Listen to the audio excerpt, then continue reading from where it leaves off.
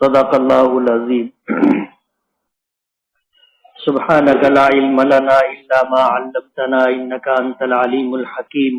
رب اشرح لی صدری ویسر لی امری واحلل عقدۃ من لسانی یفقہوا قولی۔ پناہ مانگتا ہوں میں اللہ تعالیٰ کی شیطان مردود سے۔ شروع کرتا ہوں میں اللہ کے نام سے جو بڑا مہربان بڑی رحمتوں والا ہے۔ اور بنایا ہم نے آسمان کو اپنی قدرت سے، اور بے شک ہم البتہ اسے اور کشادہ کر سکتے ہیں۔ اور زمین کو ہم نے بچھایا، پس ہم بہترین بچھانا جانتے ہیں۔ اور ہم نے ہر چیز کو پیدا کیا جوڑے سے تاکہ تم نصیحت حاصل کرو، پس تم دوڑو اللہ کی طرف، بے شک میں تمہارے لیے اللہ کی طرف سے کھلا کھلا ڈرانے والا ہوں۔ اور مت ٹھہراؤ تم اللہ کے ساتھ دوسرا کوئی معبود، بے شک میں تمہیں اللہ کی طرف سے کھلا کھلا ڈرانے والا ہوں۔ اسی طرح وہ لوگ جو ان سے پہلے تھے، جب کوئی رسول ان کے پاس آیا تو انہوں نے کہا کہ یہ یا تو جادوگر ہے یا دیوانہ ہے۔ کیا ان لوگوں نے اس بات کی وصیت کی تھی؟ بلکہ یہ لوگ سرکش قوم ہیں، پس آپ ان سے منہ موڑ لیجئے، اعراض کر لیجئے، پس آپ پر کوئی ملامت نہیں، اور آپ نصیحت کرتے رہیے، بے شک نصیحت کرنا ایمان والوں کو نفع دیتا ہے۔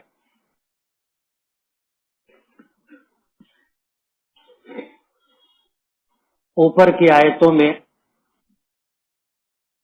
قوم نوح ہے، قوم عاد ہے، قوم سمود ہے، بنی اسرائیل ہے، ان انبیاء کرام علیہم الصلاۃ والسلام اور ان کی قوموں کا تذکرہ تھا۔ اللہ تعالیٰ نے یہ کائنات بنائی اور اس میں اللہ جانتا ہے کہ اس نے کتنی مخلوقات پیدا کی ہیں۔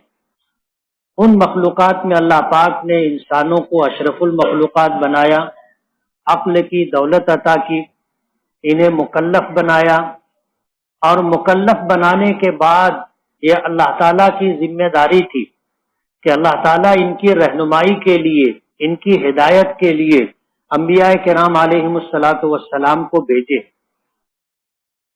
اللہ نے انسانوں کو پیدا کیا تو یہ انتظام پہلے دن سے کیا، یعنی جس پہلے انسان کو اللہ نے پیدا کیا تھا اللہ نے ان کو ہی نبوت عطا کی تھی، حضرت آدم علیہ نبینا علیہ الصلاۃ والسلام۔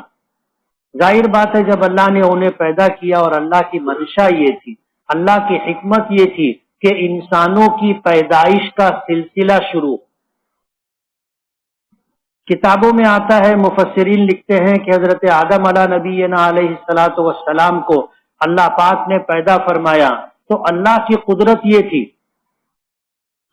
اللہ کی قدرت یہ تھی کہ اللہ نے حضرت آدم اور مائی حوا کو بے شمار اولاد عطا کی۔ آج جو سلسلہ ہے کہ ایک بچے کی پیدائش کے لیے استقرار حمل سے لے کر کے بچے کی ولادت تک 9 مہینے کا عرصہ لگتا ہے، لیکن اس زمانے میں اللہ کی قدرت یہ تھی کہ صبح بچے کی پیدائش ہوتی تھی، شام میں بچے کی پیدائش ہوتی۔ وما ذلک علی اللہ بعزیز، اللہ کے لیے کچھ بھی مشکل نہیں۔ لڑکی اور لڑکا ایک دن پیدا ہوتے تھے، یہ دونوں بھائی بہن ہوتے تھے، ان کا آپس میں نکاح نہیں ہو سکتا تھا۔ اس کے بعد جو اولاد پیدا ہوتی تھی اس میں ایک لڑکی ایک لڑکا، تو پہلے دن کی لڑکی دوسرے دن کے لڑکے کے ساتھ اس کا نکاح ہوتا تھا اور ولادت کا سلسلہ چلتا تھا۔ حابیل و قابیل کا واقعہ آپ نے سنا ہوگا۔ حابیل کے ساتھ جو بچی پیدا ہوئی تھی وہ اس کی بہن تھی، قابیل کے ساتھ جو بچی پیدا ہوئی تھی وہ اس کی بہن تھی۔ اب نسبت، شادی، نکاح الگ الگ ہوتا۔ قابیل کے ساتھ جو بچی پیدا ہوئی تھی وہ زیادہ خوبصورت تھی، اس کا حابیل سے نکاح ہونا تھا۔ قابیل کو یہ چیز برداشت نہیں ہوئی، اس نے اپنے بھائی حابیل کو قتل کر دیا۔ قرآن کریم میں پیچھے یہ واقعہ گزرا ہے کہ اس بنیاد پر پہلا جو قتل ہوا تھا وہ عورت کی وجہ سے ہوا تھا. یہ بات یاد رہے گی. زمین میں فساد جو برپا ہوتا ہے اس کی ایک بڑی وجہ عورت ہے. ہم عورتوں کو الزام نہیں دے رہے، لیکن ایک نظام ہے قدرت کا، نظام ہے قدرت کا.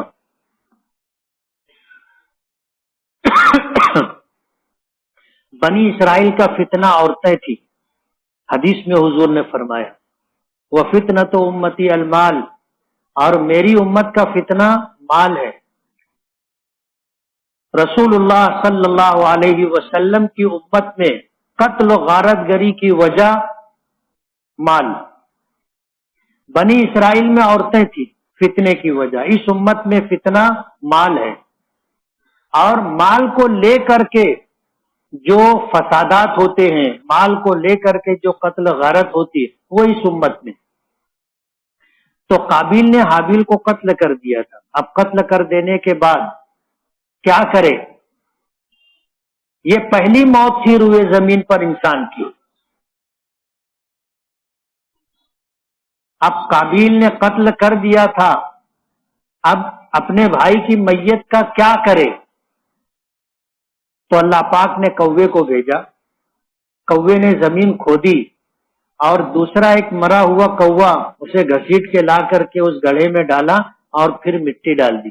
یہ چیز قابیل نے دیکھی تو اس نے اپنے بھائی حابیل کو اس طرح دفن کیا.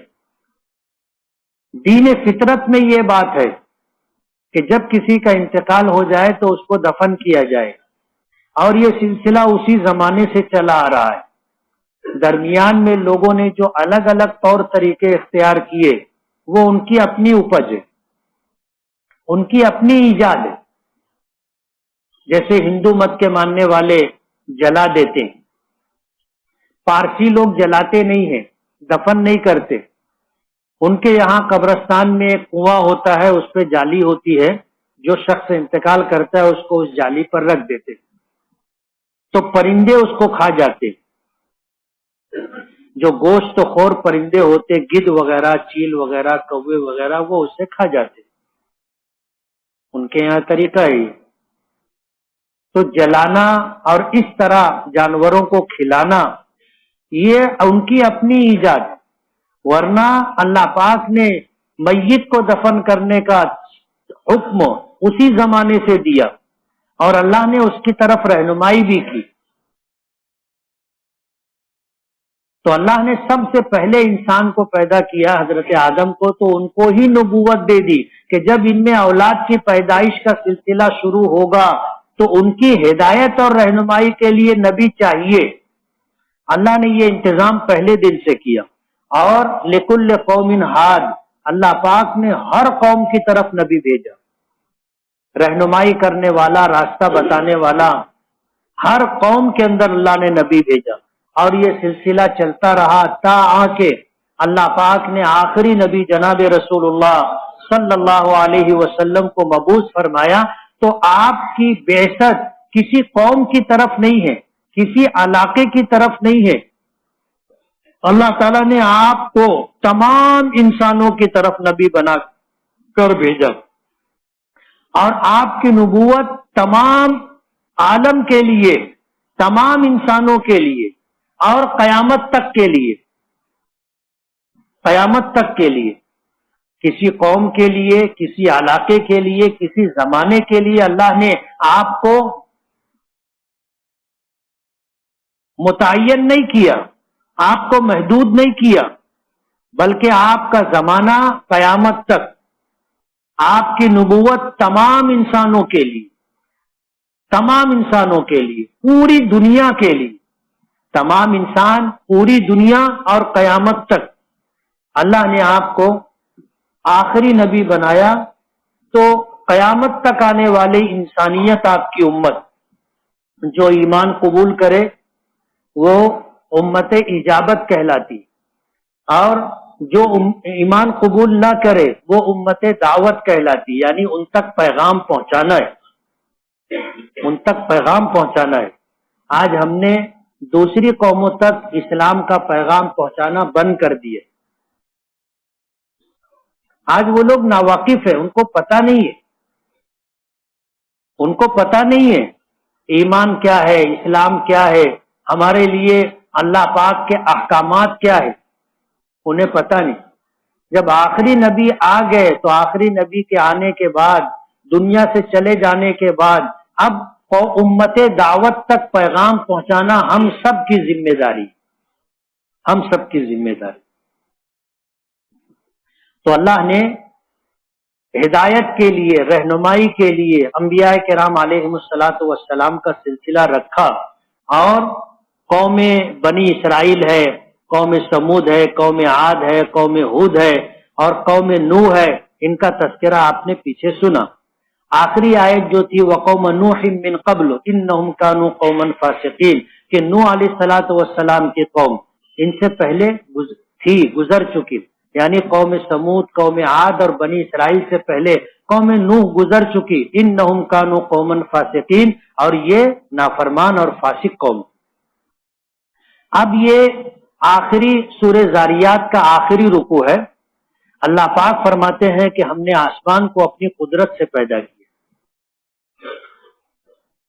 اپنی قدرت سے، اپنی طاقت سے، اپنے بل بوتے پر.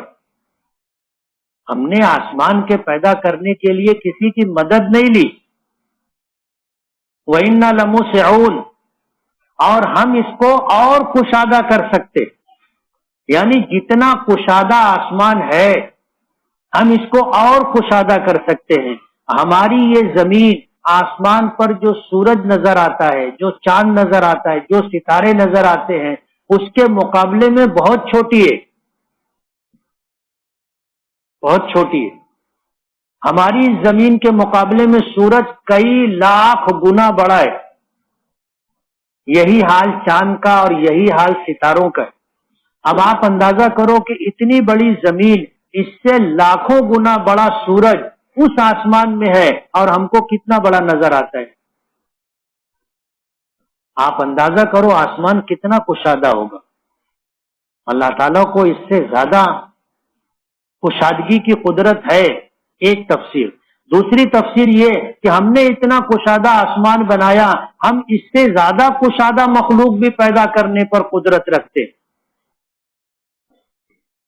وَإِنَّا لَمُوسِعُونَ وَالْأَرْضَ فَرَشْنَاهَا، اور زمین کو ہم نے بچھایا. فَنِعْمَ الْمَاهِدُونَ، اور ہم بہترین بچھانے والے. جیسے فرش بچھایا جاتا ہے، چٹائی بچھائی جاتی ہے، اللہ نے زمین کو بچھایا ہے. زمین کو بچھایا. یہ زمین پانی پر ہے، پانی پر ہے. پانی پر کشتی ہوتی ہے تو وہ ڈولتی رہتی ہے. اللہ نے اس زمین کو قرار دینے کے لیے، ٹھہراؤ اور جماؤ دینے کے لیے اللہ نے جگہ جگہ دنیا میں پہاڑ بنائے. والجبال اوتادا، ہم نے پہاڑوں کو میخ بنایا. جیسے ہم لوگ کسی چیز کو فٹ کرنا چاہتے ہیں تو اسکرو سے اس کو وہاں پہ ٹائٹ کر دیتے، کھلا ٹھوک کر کے اس کو ٹائٹ کر دیتے. اللہ نے زمین بچھائی تو زمین کو پہاڑوں کے ذریعے سے ٹھہرا دیا. اگر یہ زمین ڈولتی رہتی، پانی پر ہے، کشتی کی طرح، جہاز کی طرح اگر ڈولتی رہتی تو ہمارا کیا حال ہوتا، آپ اندازہ کرو. آج کچھ لوگ سفر کرتے ہیں تو گاڑی کی جو حرکت ہوتی ہے اس کی وجہ سے ان کو الٹی ہونے لگتی، چکر آنے لگتا. اگر زمین مستقل حرکت کرتے رہتی تو ہم تو کچھ تعمیر نہیں کر پاتے. آج جو بنگلے بنا لیتے، بلڈنگ بنا لیتے، آسمان فلک نما، آسمان تک بلڈنگ اٹھانے کا سوچ رہے. زمین ہلتی رہتی تو ایک دیوار نہیں بنا پاتے. اللہ نے یہ زمین بچھائی اور اس کو جما دیا، قرار عطا کیا، اور ہم بہترین بچھانے والے. وَمِن كُلِّ شَيْءٍ خَلَقْنَا زَوْجَيْنِ، اور ہر چیز کو ہم نے جوڑے سے بنایا. جوڑے سے بنانے کا دو مطلب ہے کہ نر اور مادہ، مرد بنایا تو عورت بھی بنائی. بکرا ہے تو بکری بھی ہے، ہاتھی ہے تو ہتنی بھی ہے. ہر مخلوق میں آپ دیکھو گے اللہ نے جوڑے بنائے، اور جوڑے بنائے تاکہ ان کی نسل چلے. اور ایک مطلب یہ بھی ہے کہ ہر چیز کو ہم نے متضاد اور متقابل بنایا، کہ اگر ایک طرف ایک چیز ہے تو اس کے مقابل میں اس کی ضد بھی ہے. جیسے دن ہے تو اس کے مقابلے میں رات ہے، بیماری ہے تو اس کے مقابلے میں صحت ہے، جنت ہے تو اس کے مقابلے میں جہنم ہے، ایمان ہے تو اس کے مقابلے میں کفر ہے. ہر چیز میں اللہ نے یہ چیز رکھی ہے، یا تو جوڑے ہیں یا پھر اس کی ضد اور اس کے مقابل کوئی نہ کوئی چیز ہے. کسی چیز کو اللہ نے بے جوڑ نہیں بنایا، بے جوڑ نہیں بنایا. اللہ پاک کہتے ہیں وَمِن كُلِّ شَيْءٍ، دنیا میں جتنی چیزیں پیدا پائی جاتی ہیں ہم نے سب کو جوڑے جوڑے بنائے، جوڑے جوڑے. جیسے حیوانات ہیں تو ان کے مقابلے میں جمادات اللہ نے رکھے، جیسے جاندار تو بے جان. یہ اللہ کی قدرت ہے. لعلکم تذکرون، ایسا اللہ نے کیوں کیا؟ فرمایا تاکہ تم نصیحت حاصل کرو کہ جو خدا اپنی قدرت سے آسمان بنا سکتا ہے اور ایسی کئی مخلوقات اس سے زیادہ کشادہ پیدا کر سکتا ہے، اور زمین اللہ نے بنائی اور زمین میں ہماری ضرورت کی ساری چیزیں اللہ نے رکھی امانت کے طور پر. پیچھے میں نے تفصیل سے ذکر کیا تھا کہ ہماری ضرورت کی ہر چیز اللہ نے زمین میں رکھ دی اور قیامت تک کے لیے رکھ دی، اور زمین کو امین بنا دیا کہ جتنے بھی انسان اور جتنی بھی مخلوقات آئیں گی ان کی جو ضرورت ہوگی وہ زمین سے پوری ہوگی. اللہ نے گیہوں، چاول، دال، جوار، باجری، بھٹا سب زمین کے اندر رکھ دیے. حتیٰ کہ ہمارے لباس زمین میں اللہ نے رکھ دیے. کاٹن آپ کو زمین سے ملے گا، پولیسٹر آپ کو زمین سے ملے گا، سب کچھ اللہ نے زمین میں رکھا ہے. ہماری ضرورت کی ہر چیز، آپ غور کرو، ہم جتنی چیزیں استعمال کرتے ہیں اور جو بھی ہماری ضرورت ہے سب اللہ نے زمین میں رکھی. اور اللہ نے اپنی قدرت سے اور اپنے علم سے ہر زمانے میں زمین سے اتنی ہی چیزیں باہر نکالے گا جتنی لوگوں کی ضرورت ہے. اور نکالے گا کون؟ اللہ نکالے گا. اللہ کے علاوہ کسی کو قدرت نہیں ہے. تم کھڈا کھود کے ایک گیہوں نہیں نکال سکتے، حالانکہ وہ زمین میں ہے، سب کچھ زمین میں ہے. لیکن اللہ نے زمین کو امین بنایا ہے. اس کو حکم ہے کہ ہر موسم میں ہر فصل پر کتنا گیہوں دینا ہے، کتنا چاول دینا ہے، کتنا جوار، کتنا باجرہ، کتنی مکئی، کتنا سرسوں، سب اللہ نے حکم دے دیا ہے. اور اگر ان اشیاء کی صحیح طریقے سے تقسیم ہو تو پوری دنیا میں جتنی مخلوقات ہے کوئی مخلوق بھوکی نہیں رہے گی. یہ ہے اللہ کی ربوبیت. بگاڑ کہاں آتا ہے؟ جب ہم اس کے اندر غلط تقسیم کرتے، غلط طریقے سے ہم جب اس کو تقسیم کرتے ہیں کہ کچھ لوگ گوڈاؤن بھر کے رکھ لیتے. ظاہر بات ہے جو تم نے رکھ لیا وہ کسی کی ضرورت تھی. اب جب آپ نے روک لیا ہے تو جن کی ضرورت تھی ان کو نہیں ملا تو وہ بھوکے رہیں گے. اسی لیے ہمارے یہاں ذخیرہ اندوزی منع ہے. ہم اتنا ہی رکھ سکتے ہیں جتنی ہماری ضرورت ہے. ہم کتنا رکھ سکتے ہیں؟ تو سال بھر کا غلہ ہم رکھ سکتے، ایک سال کا. حضور پاک صلی اللہ علیہ وسلم ازواج مطہرات کو سال بھر کا نفقہ ایک ساتھ دے دیتے تھے. ہم اپنا گھر خرچ ایک سال کا ایک ساتھ دے سکتے. یہ سال بھر کا خرچہ، سال بھر کا گیہوں، چاول، دال، ضرورت کی ساری چیزیں ہم اسٹاک کر سکتے ہیں، سال بھر سے زیادہ نہیں. اور ہماری جتنی ضرورت ہے اتنا، ضرورت سے زیادہ نہیں. تو اللہ نے زمین کو امین بنایا، اس کو بچھایا اور ہماری ساری ضرورت کی چیزیں زمین میں رکھ دی. اللہ کو اتنی قدرت. اور پوری زمین پر اللہ نے جتنی مخلوقات پیدا کی ہر مخلوقات کو اللہ نے جوڑے سے بنایا. ایسا اللہ نے کیوں کیا؟ اپنی قدرت سے آسمان پیدا کیا، زمین بچھائی، ہر مخلوق کو جوڑے سے بنایا لعلکم تذکرون، تاکہ تم نصیحت حاصل کرو کہ اللہ کتنی قدرت والا ہے، کتنی قدرت والا ہے. اللہ کا علم، اللہ کی حکمت ہم اندازہ نہیں کر سکتے. پھر فرماتے ہیں ففروا الی اللہ، لوٹو اللہ پاک کی طرف، رجوع ہو جاؤ اللہ کی طرف، دوڑو بھاگو اللہ کی طرف جتنی جلدی ممکن ہو. کفر سے ایمان کی طرف آؤ، گناہوں سے نیکی کی طرف آؤ، نافرمانی کر رہے تھے چھوڑ دو، توبہ کرو، اللہ کی طرف آؤ. بڑھاپے کا انتظار مت کرو. لوگ بولتے ہیں ابھی تو جوانی ہے،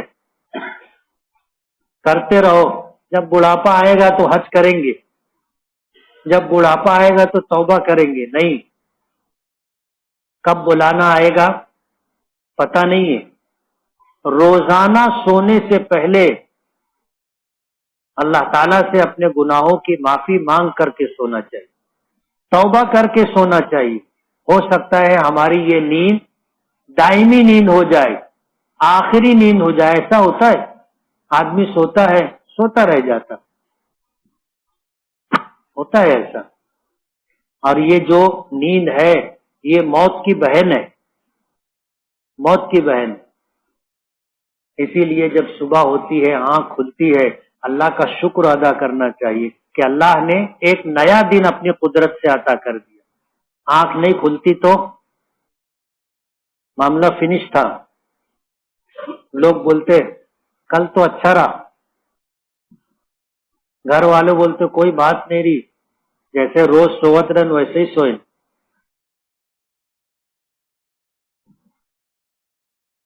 صبح ہوتی ہے اللہ کا شکر ادا کرے کہ اللہ نے پھر نیا دن عطا کیا ہے. الحمدللہ الذی احیانا، تمام تعریفیں اس اللہ کے لیے ہیں جس نے ہمیں نئی زندگی عطا کی مرنے کے بعد. احیانا بعد ما اماتنا، مرنے کے بعد نئی زندگی عطا کی. وَإِلَيْهِ النُّشُورُ، اور ہمیں اسی کی طرف لوٹ کر کے جانا ہے. اللہ اپنی قدرت بتا کر کے یہ بتانا چاہتے ہیں دیر مت کرو، موت کا کوئی بھروسہ نہیں، جتنی جلدی اللہ کی طرف واپس آ جاؤ یہ تمہارے حق میں بہتر ہے. فَفِرُّوا إِلَى اللَّهِ، دوڑو اللہ کی طرف، بھاگو اللہ کی طرف، لوٹو پلٹو اللہ کی طرف، رجوع کرو اللہ کی طرف. انی لکم منہ نذیر مبین، میں اللہ کی طرف سے تمہارے لیے کھلم کھلا ڈرانے والا بنا کر کے بھیجا گیا. وَلَا تَجْعَلُوا مَعَ اللَّهِ إِلَٰهًا آخر، اور اللہ کے ساتھ کسی دوسرے کو معبود مت بناؤ. عبادت کا حق صرف اسی کا ہے، پوجا اور پرستش صرف اسی کی ہوگی. اللہ کے علاوہ ہم کسی کی عبادت نہیں کر سکتے، یہ شرک ہے. اللہ نے منع کیا کہ اللہ کے ساتھ کسی کو معبود، کسی دوسرے کو اپنا معبود مت بناؤ. انی لکم منہ نذیر مبین، میں اللہ کی طرف سے تمہارے لیے کھلم کھلا ڈرانے والا بنا کر کے بھیجا گیا ہوں. کذالک ما اتى الذین من قبلهم من رسول الا قالوا ساحر او مجنون، اسی طرح ان سے پہلے جو قومیں گزر چکی ان کے پاس جو رسول آئے تو وہ قوم اپنے رسولوں کو کہتی تھی کہ یہ یا تو جادوگر ہے یا دیوانے اور پاگل. مشرکین مکہ بھی نبی کریم صلی اللہ علیہ وسلم کو یہی کہتے تھے کہ ان کی بات مت سنو، یہ جادوگر ہے، جو ان کی بات سنتا ہے ان کا ہی ہو جاتا.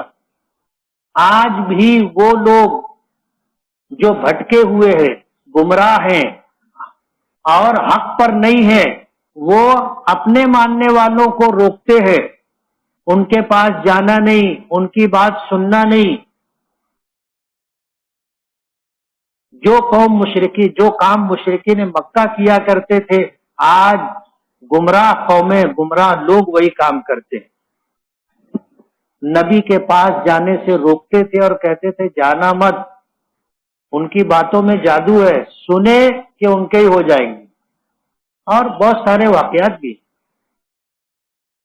ایک قوم کے سردار جب مکہ آنے لگے تو لوگوں نے ان کو کہا کہ دیکھو وہاں ایک آدمی ہے، اس کی بات مت سننا، جو ان کی بات سنتا ہے ان کا ہی ہو جاتا ہے۔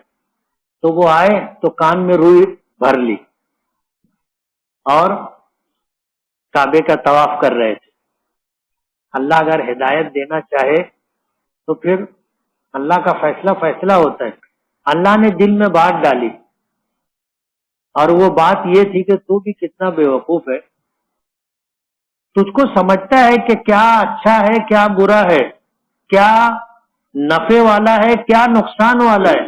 لوگ بولے اور تو نے کان میں روئی رکھ لی، دل میں خیال آنا تھا اس نے روئی نکال لی۔ طواف کر رہا تھا، نبی کریم صلی اللہ علیہ وسلم مطاف میں بات کر رہے تھے، تو اللہ نے وہ آواز کان تک پہنچائی اور کان کے ذریعے دل میں اللہ نے اتار دی۔ یہ ہوا کہ سننا چاہیے کیا بات ہے، اس کو تو سمجھتا ہے نا، ہم میں سے سب کو سمجھتا ہے، کوئی ناسمجھ ہے کوئی ناسمجھ نہیں، ہر آدمی سمجھتا ہے کیا اچھا ہے کیا برا ہے۔ تو وہ گئے، جا کر کے بیٹھ گئے۔ اب ظاہر بات ہے اللہ نے ہدایت کا فیصلہ کر لیا، سنے ایمان قبول کر لی۔ مکے کے لوگ کہنے لگے یہ ہم لوگ منع کر رہے تھے، لیکن جب اللہ ہدایت کا فیصلہ کرتا ہے تو دل پلٹ دیتا ہے۔ تو آج بھی لوگ ایسے لوگوں کو، حضور کو دیوانہ اور پاگل کہتے تھے، جادوگر کہتے تھے۔ حضور جب نکلتے تھے راستے پر کہتے تھے کہ یا ایھا الناس قولوا لا الہ الا اللہ تفلحوا، اے لوگو لا الہ الا اللہ کہو، مانو، کامیاب ہو جاؤ گے۔ تو پیچھے سے ابو جہل چلتا تھا اور وہ پیچھے پیچھے کہتا تھا کہ لوگوں اس کی بات مت سنو، یہ جادوگر ہے، لوگوں اس کی بات مت سنو، یہ دیوانہ اور پاگل ہے۔ لیکن اللہ کو جن کو ہدایت دینی تھی انہوں نے ہدایت قبول کی، ہلکا بگوش اسلام ہو گئے۔ پہلے لوگ چھپ چھپ کر کے خاموشی سے رات کے اندھیرے میں ایمان قبول کیا کرتے تھے، پھر ایک وقت آیا کہ یدخلون فی دین اللہ افواجا، جب مکہ فتح ہوا تو لوگ علل اعلان فوج در فوج اسلام میں داخل ہونے لگے۔ ایک یہودی نے دنیا میں تاریخ لکھی، 100 کامیاب ترین لوگوں کی تاریخ لکھی، اور ان 100 لوگوں میں پہلا نمبر نبی کریم صلی اللہ علیہ وسلم کو دیا۔ لکھنے والا مسلمان نہیں، کون ہے؟ یہودی ہے جو حضور کو نہیں مانتا، لیکن بولتے ہیں نا کہ جادو وہ جو سر چڑھ کے بولے، حقیقت خود کو منوا لیتی ہے، منوائی نہیں جاتی۔ اس نے 100 بڑی شخصیتوں میں پہلا نمبر حضور پاک صلی اللہ علیہ وسلم کو دیا۔ جب وہ امریکہ میں ایک مرتبہ ایک یونیورسٹی میں لیکچر دینے کے لیے پہنچا تو اس سے طلبہ نے سوال کیا کہ تم نے 100 لوگوں کی تاریخ لکھی ہے اور ان میں پہلا نمبر محمد صلی اللہ علیہ وسلم کو آپ نے دیا، کیوں ان کو پہلا نمبر دیا؟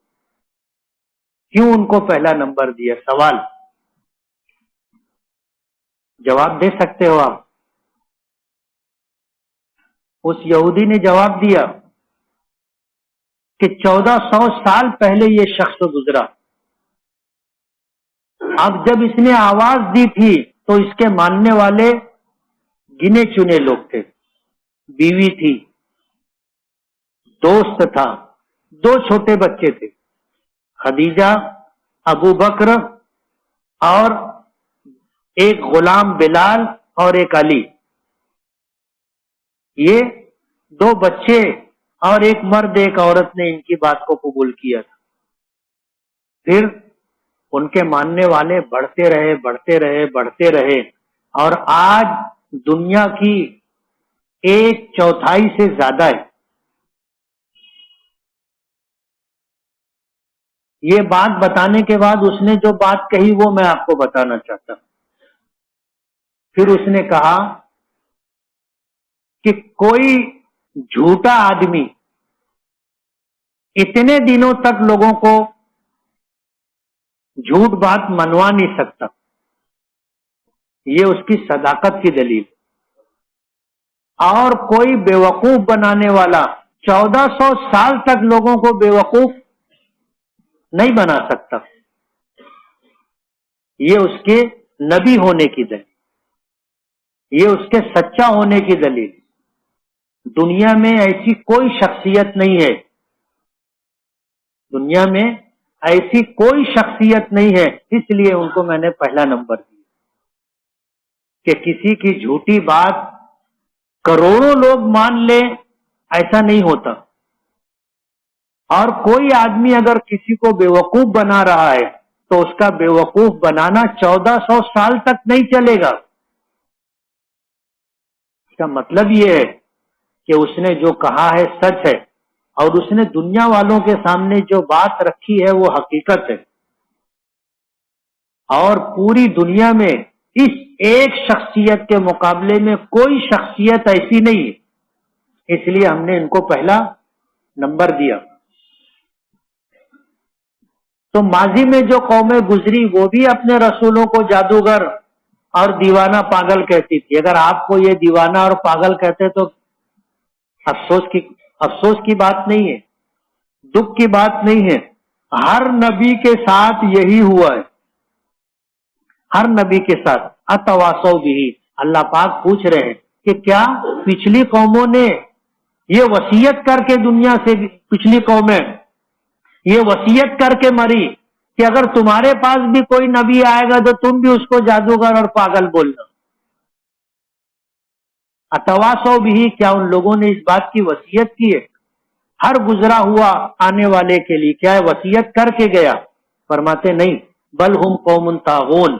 ہر زمانے میں لوگوں کی سرکشی تھی, لوگوں کی بغاوت تھی, جس نے ان کو جو ہے اس بات پر آمادہ کیا کہ اللہ کے نبی کی تکذیب کرے, اللہ کے نبی کو جھٹلائیں, اللہ کے نبی کو جادوگر اور دیوانہ و پاگل بولیں.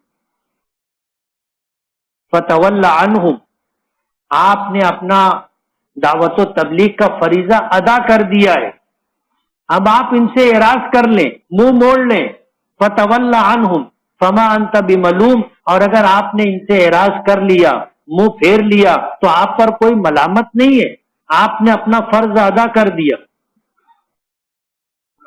آپ نے اپنا فرض ادا کر دیا, اب آپ پر کوئی ملامت نہیں ہے. اب پھر فرمایا وذکر, نصیحت کرتے رہیے, لوگوں کو سمجھاتے رہیے. فإن الذکر, بے شک نصیحت اور سمجھانا ایمان والوں کو نفع دیتا ہے. جن کے پاس ایمان ہے ان میں اطاعت و فرما برداری بڑھے گی, ان کو آپ کی بات نفع دے گی. اور جن کے حصے میں اللہ نے ہدایت لکھی ہے, ایمان جن کے لیے مقدر کر دیا ہے, وہ بھی آپ کی بات سن کر ہلکا بگوش اسلام ہو جائیں گے. آپ نے فرض ادا کر دیا, اب اگر آپ نہیں کریں گے تو آپ سے کوئی پوچھ نہیں ہے, آپ نے اپنا فرض ادا کر دیا. لیکن آپ سمجھاتے رہیے, نصیحت کرتے رہیے. آپ کا سمجھانا اور نصیحت کرنا ایمان والوں کو, یا جن کے لیے ایمان مقدر ہے, ان کے لیے نفع بخشے.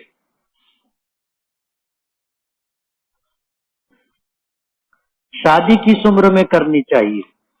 شادی کے لیے ہماری شریعت میں کوئی عمر متعین نہیں, جب چاہیں جب شادی کریں. البتہ یہ ہے کہ جب بچی بالغ ہو جائے اور اچھا رشتہ مل جائے تو پھر تاخیر مت کرو, اور بچہ جب کمانے لگ جائے تو اس کی شادی میں تاخیر مت کرو. اگر لڑکی کے بالغ ہونے کے بعد اور اسی طرح بچے کے برسر روزگار ہو جانے کے بعد اگر آپ نے شادی میں تاخیر کی اور اس بچی اور بچے سے اگر کوئی گناہ ہو گیا تو ماں باپ بھی اس کے ذمہ دار رہے۔ ہماری مسجد کے امام صاحب غالین کو دالین پڑھتے ہیں، کیا ان کے پیچھے نماز ہو جائے گی؟ پوچھنے والا قاری ہے کیا؟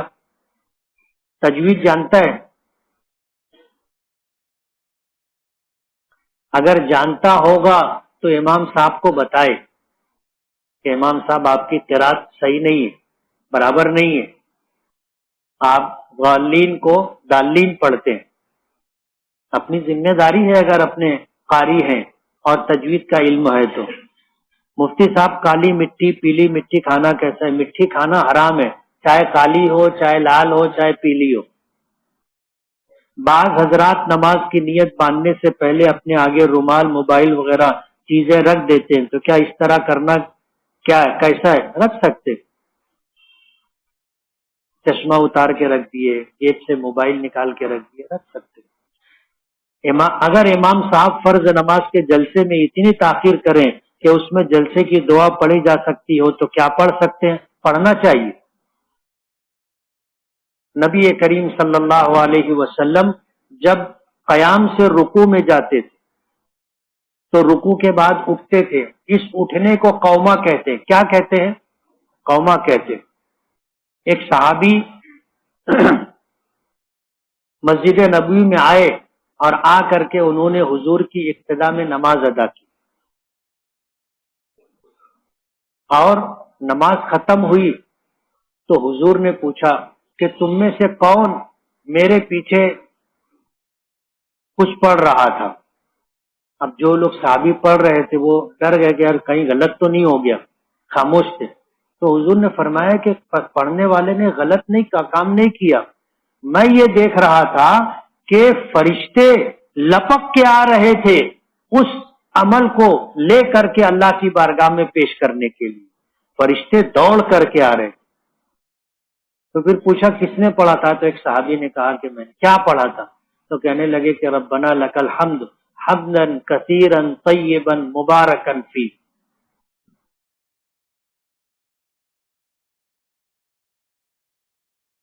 ایک سجدے میں جانے کے بعد جب اٹھ کر کے ہم بیٹھتے ہیں تو یہ جو بیٹھنا ہے اس کو جلسہ کہتے ہیں۔ کیا کہتے ہیں؟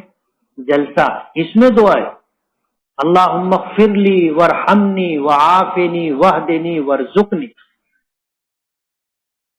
اے اللہ میری مغفرت فرما، مجھ پر رحم فرما، مجھے عافیت عطا کر، مجھے ہدایت دے، مجھے رزق عطا کر۔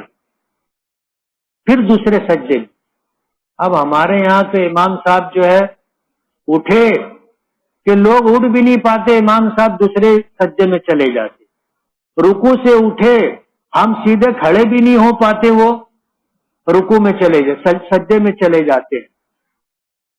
اگر امام کے ساتھ ہر عمل میں ہماری شرکت نہیں ہوئی تو ہماری نماز نہیں ہوگی۔ جیسے امام رکوع میں گیا تو بعض لوگ بہت اطمینان سے رک کر کے جاتے، اب وہ جاتے رہتے، امام واپس آتے رہتا، اس کی رکوع میں شرکت ہوئی نہیں ہوئی، اس کی نماز نہیں ہوگی، اس کی نماز نہیں ہوگی۔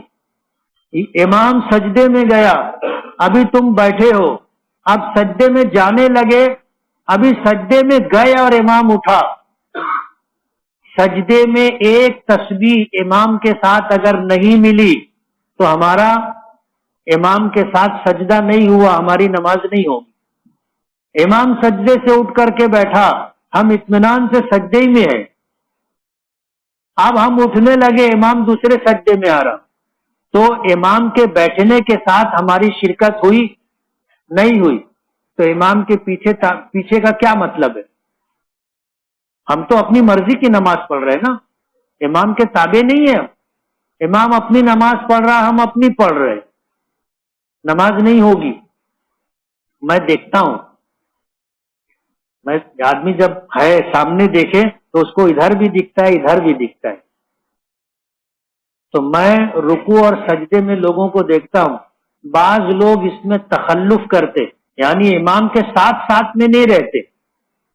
امام رکوع میں گیا وہ کھڑے رہتے، امام کھڑا ہو گیا وہ رکوع میں رہتے، امام سجدے میں گیا یہ انتظار کرتے، امام سجدے سے اٹھنے لگا تو یہ سجدے میں جاتے. ہیں ایسے کچھ لوگ. اگر وہ اس مجلس میں ہے تو وہ اپنی نماز درست کر لے، اپنا طریقہ تبدیل کر لے. فرض نماز کے بعد امام صاحب بلند آواز سے اجتماعی دعا کرتے ہیں، جس کی وجہ سے مسبوق حضرات کو سہو ہوتا ہے. تو کیا کرنا چاہیے؟ امام کی ذمہ داری ہے، اگر اس کے پیچھے ایسے لوگ ہیں جن کی رکعتیں چھوٹ گئی ہیں تو امام کو دعا سرن کرنا چاہیے، خاموشی سے، آواز سے نہیں. کیسا ہوتا ہے کہ امام آواز سے دعا کرا، پیچھے والے گڑبڑا جاتے ہیں. امام کو ایسا نہیں کرنا چاہیے. کیا پان ٹپری چلا سکتے ہیں جبکہ اس کی چیزیں، اس میں نشے کی چیزیں بکتی، مثلا تمباکو، بیڑی، سگریٹ وغیرہ. تمباکو مکروہ ہے اور یہ محتاط قول ہے، ورنہ حدیث پاک میں آتا ہے کل مسکرن حرام، ہر نشے والی چیز حرام ہے. تمباکو سے کیا ہوتا ہے؟ ذرا بولو نا، تمباکو سے ہوتا کیا ہے؟ چکر کیوں آتا؟ نشہ ہو جاتا ہے. دارو پی کر کے آدمی کیسے ڈگرا کے چلتا ہے. پہلی مرتبہ آپ کسی کو جو ہے 300 اور 120 کھلا دو، اس کی بھی بتی جل جاتی. حدیث میں آتا ہے ہر نشہ لانے والی چیز حرام ہے، لیکن لوگ تمباکو کھاتے. بعض لوگوں نے کہا کہ تمباکو مکروہ ہے، لیکن بہرحال وہ نشہ ہے.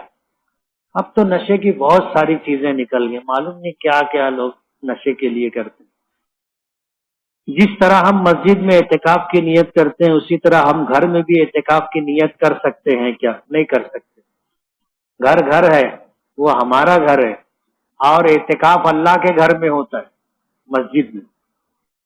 میرا ایک دوست ہے جو غیر مسلم ہے، اس نے مجھ سے کہا کہ ہمارا جو بھگوان ہے اس کو ہم نے پتھر سے پیدا کیا، تو بتا تیرے معبود اللہ کا وجود کیسے ہوا اور کب ہوا؟